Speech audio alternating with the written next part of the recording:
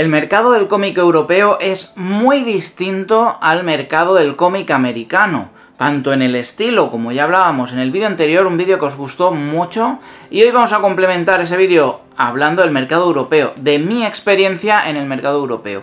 ¿Qué he publicado yo en el mercado europeo? He publicado únicamente ilustración, libros de ilustración, pero en editoriales de cómic. Es decir, en esas editoriales de cómic también se publican libros ilustrados, completamente, una historia narrada, además, pero con ilustración en vez de cómic. Bien, entonces, os voy a hablar porque también tratas igualmente con el editor. Es el mismo proceso, pero en vez de ser bande dessinée, ¿vale? Son libros ilustrados. Bande dessinée es el cómic. Es como se denomina a la historieta al cómic en Francia. Que, ya os digo, es lo mismo el manga, el cómic, la bande dessinée, la novela gráfica, la historieta, el TVO. Son diferentes formas de denominar a la misma palabra, el mismo contexto. Vale, una vez dicho esto, os voy a explicar. El mercado europeo, ya os hablaba en el vídeo anterior del tema de tintas. Hoy os voy a complementar eso, pero con las diferencias que hay entre el cómic europeo y el americano. No voy a comparar con el manga porque no he trabajado nunca manga, con lo cual en ese jardín no me voy a meter, ¿vale? Por eso simplemente los comparo estos dos estilos. El color en el mercado europeo es muy distinto al mercado americano. ¿Por qué? Porque el color en Estados Unidos, o en el cómic americano en sí, en general, se suele utilizar un tipo de color muy fuerte, muy sobresaturado, que llame muchísimo la atención. Es decir, hay muchos cómics en los cuales tú los estás leyendo y te llama mucho más la atención el color, la fuerza que tiene el color, que lo que es el dibujo en sí. Sobresale muchísimo.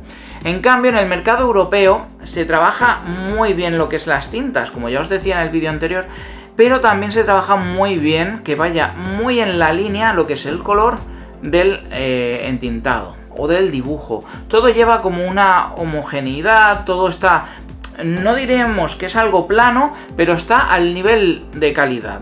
Es decir, tenemos un muy buen nivel de dibujo, tenemos un muy buen nivel de entintado y tenemos un muy buen nivel de color. A veces el color simplemente es plano, no necesitamos que tenga luces y sombras, sino con un color plano ya puedes demostrar que hay calidad, porque estás expresando diferentes cosas, no solo pintando. Si esa pared es azul, puede ser que en una viñeta esa pared tenga que ser azul, pero en otra viñeta puede ser esa pared verde, roja, porque nos interese comunicar eso. Entonces eso es algo que se trabaja mucho en el cómic europeo.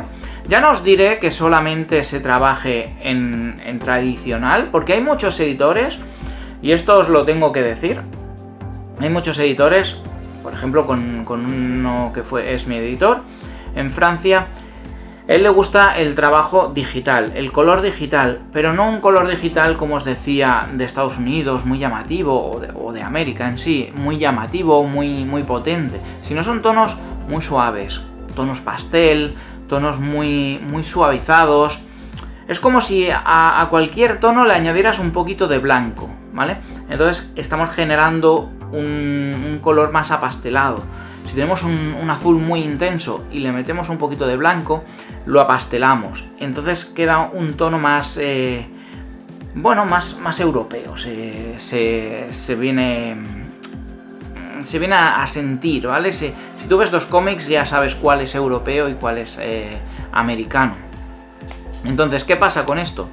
El color se trabaja diferente, como ya digo, unos tonos más apastelados. También hay muchas editoriales que apuestan o siguen apostando por el color tradicional, lo que son acuarelas, lo que son anilinas, lo que son témperas, todo este tipo de color. Entonces es un trabajo muy distinto, mucho más elaborado, se trabaja mucho más lo que es el color, se trabaja... Raramente verás un cómic europeo que tenga muchas manchas de negro y un color chillón, ¿vale? Es al contrario, es un dibujo más de línea, más suave, mucho más de trazo. Se valora más el trazo que no las tramas, ni ni efectos de tinta digital que se suelen utilizar ahora. Entonces, es ese equilibrio entre todo. Luego, para entrar en el mercado europeo, como ya os comentaba anteriormente, pero no hice hincapié en ese vídeo, hoy sí que voy a hacer hincapié. En el mercado europeo, la forma de entrar a trabajar es mayormente por proyecto. Es decir, tú trabajas un proyecto que lo puedes hacer el guión propio o con un guionista, que trabajéis juntos y preparéis una historia, pero tienes que darle todo, o casi todo. A lo mejor el color sí que te lo pondrían ellos, pero funciona de otro modo. Tienes que darle un dossier en el cual tengas una historia, tengas un dibujo, tengas una tinta y tengas un color. Algo terminado, algo con cara y ojos que puedas valorar. Entonces, una vez tú hablas con ciertos editores, sí que es cierto que es un mercado que poco a poco se fue abriendo, pero vuelve a estar un poquito cerrado. ¿Qué significa esto? Significa que si no eres francés o si no eres una persona muy conocida o una persona muy valorada en el mercado del cómic, es muy difícil entrar a trabajar. Entonces, yo entré básicamente por un poco, no diríamos enchufe, pero sí que me presentaron al editor. El editor vio mi trabajo, le pareció interesante y me pidió unas muestras. ¿Qué pasa? Que a lo mejor yo, por sí solo, no hubiera podido estar en contacto con ese editor. O simplemente ese editor ni se hubiera fijado en mi trabajo, aunque yo se lo hubiera enviado, ¿vale? Entonces, es un poco eso, es un poco un mercado cerrado y funciona igual. Si tú tienes un contacto que te pueda permitir llegar a esos perfiles, a esos editores, pues vas a tener más facilidad que si no tienes ese contacto. Es decir, si no tienes un contacto, es muy difícil entrar hoy día. ¿Por qué? Porque el boom del cómic sigue estando, pero cada vez está bajando un poquito por tema económico. ¿Por qué? Porque el papel ha subido muchísimo de precio. El cómic europeo es un cómic muy elaborado, ya no solo a nivel de trabajo, sino a nivel de edición. Tenemos unas ediciones que casi siempre veremos un cómic europeo que esté con tapa dura, con un tamaño de papel o un grosor de papel significativo, que tú lo tocas y eso tiene consistencia. Y es algo como un producto hecho para que dure toda la vida. En cambio, el cómic americano, cuando sale, luego tenemos ediciones especiales, ediciones que sí que están en tapa dura, pero cuando un cómic americano sale, sobre todo en Estados Unidos, son grapas. Son cosas como tipo revistillas que usas, lo ves y lo tiras.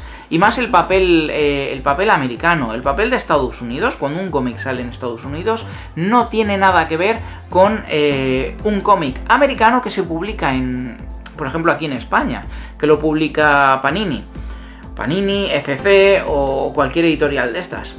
¿Qué diferencia hay? El papel de aquí es un papel mucho más consistente que el papel de Estados Unidos. El papel de Estados Unidos es como una revista de estas que tú compras para leer y luego la usas, pues yo que sé, para poner papel cuando llueve o para tirar o cualquier cosa. Es un poco así, esa diferencia de papel existe entre Estados Unidos y aquí. Pero entre el cómic europeo que se publica aquí y el cómic americano que se publica aquí también hay una diferencia. Es decir, el cómic europeo aún tiene mejor papel que el que aquí publican cosas de Estados Unidos. Es mucho más resistente, mucho más grueso. Es un papel que te da mejor calidad de imagen. ¿Por qué? Porque esos colores están mucho más trabajados que los trabajados en el cómic americano.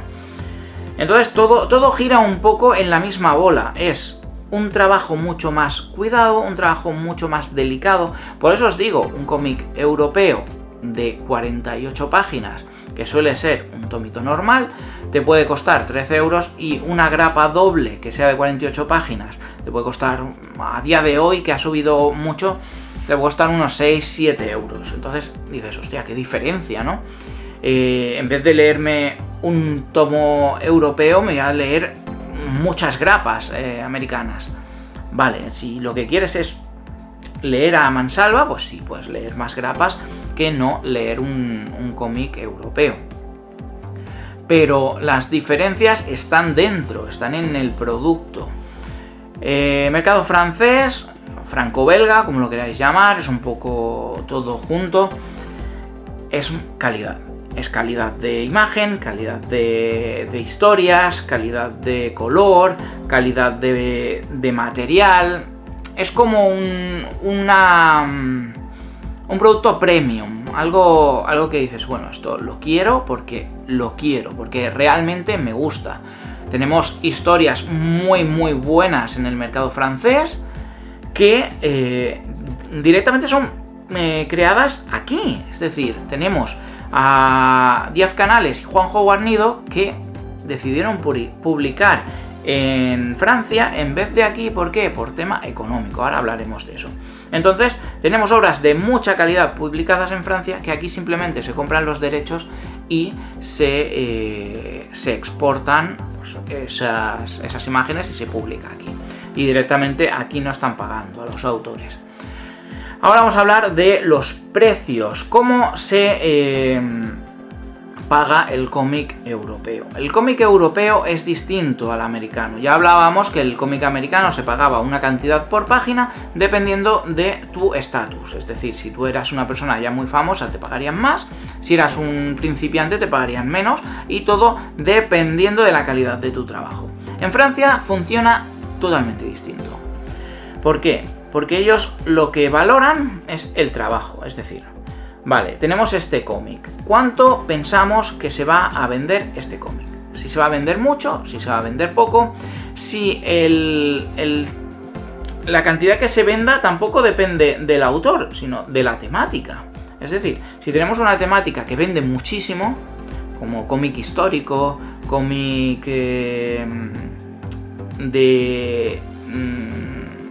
de momentos, aunque no sean reales de la historia, pero cómic de romanos, cómic de momentos de la historia, aunque no sea real, ¿vale? Pero histórico, cómic histórico. Eso se vende muchísimo en Europa.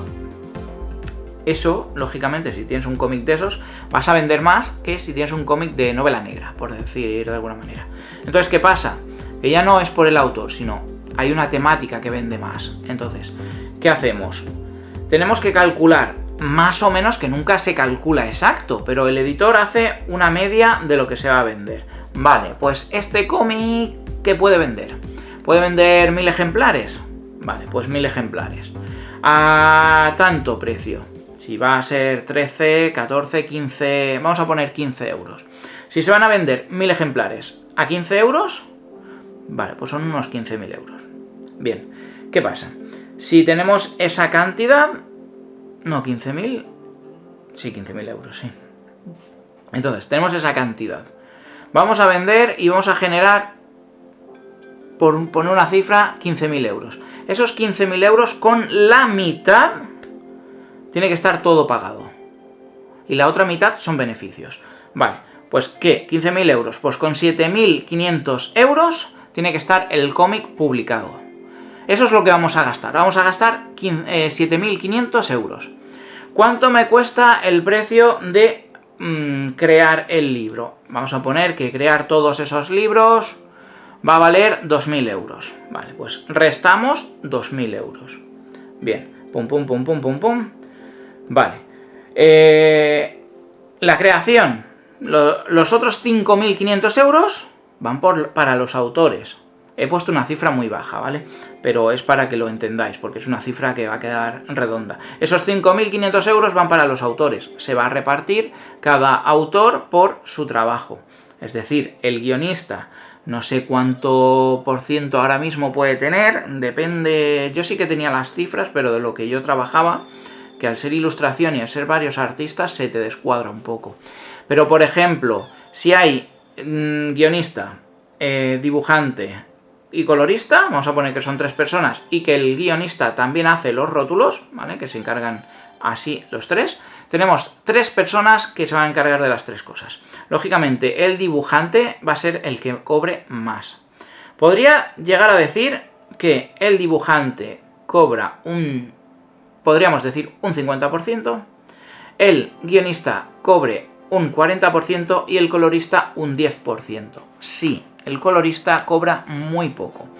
Y aparte, el colorista ahora sí que se empieza desde hace ya unos años a tener algo más de importancia y se empieza a poner en las portadas el nombre del colorista. En el mercado americano ya se hacía, se ponía dibujante, guionista, dibujante y colorista. El que no aparecía en el mercado americano era el entintador, que ahora sí que aparece todo si hay un entintador. Entonces, ¿qué pasa? Que tenemos esos 3 perfiles.